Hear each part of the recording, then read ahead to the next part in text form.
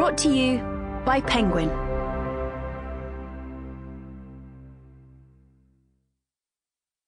The Moonstone by Wilkie Collins. Read by Jessie Buckley, Richard Cordery, Julian Wadham, David Sturzaker, Hugh Fraser, Bruce Alexander, Oscar Batterham, Matthew Spencer, James Maccallum, Stewart Clarke, and Jot Davies.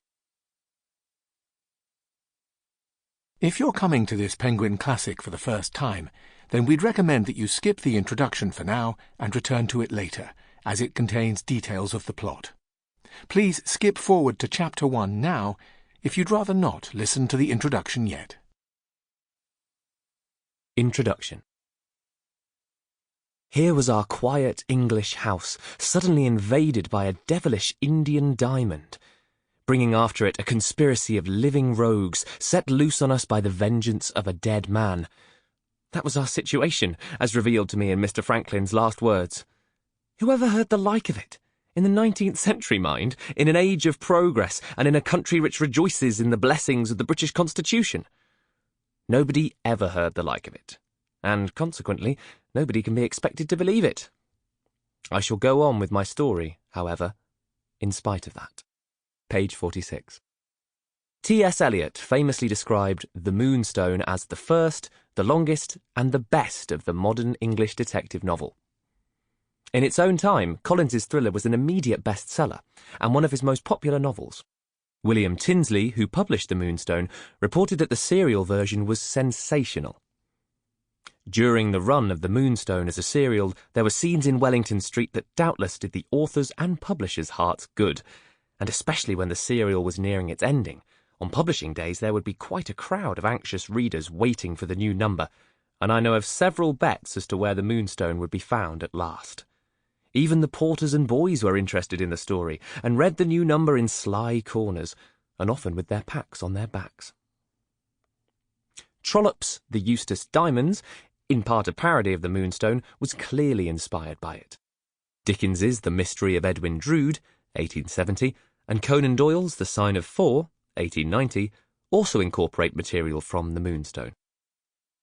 The Moonstone contains all the elements of the classic detective story.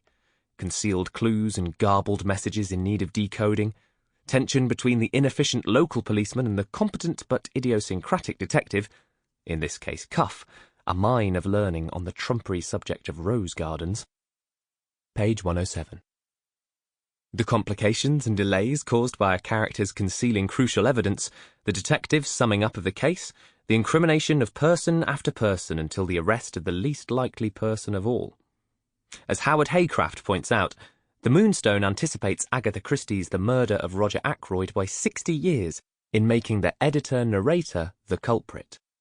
And Collins increases the already considerable suspense in the novel by making Franklin Blake unaware of his own crime, and by a dramatic reconstruction of the crime in the concluding pages of the novel, rather than by extracting a confession from the villain.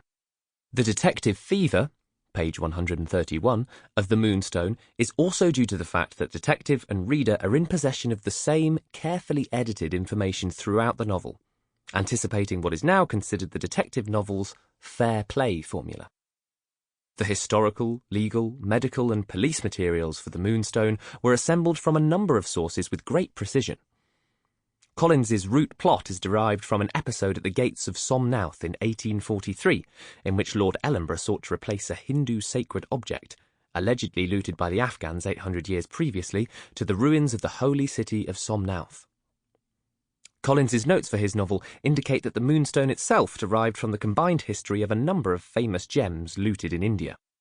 At the Athenaeum Club, he gained personal anecdotal accounts about India in general, and Hindu fanaticism in particular, from experts such as John William Shaw Wiley, a member of a distinguished Anglo-Indian family, who, like Murthwaite, the celebrated Indian traveller, had penetrated in disguise where no European had ever set foot before. Page 77. From books in the Athenaeum Library, in particular the 8th edition of the Encyclopaedia Britannica, The Natural History of Precious Stones and Gems by C.W. King, The History of India by Talboys Wheeler, and The Life of Sir David Baird by Theodore Hook, Collins gathered the rest of his factual information concerning the Moonstone itself, and for his... Sample complete. Ready to continue?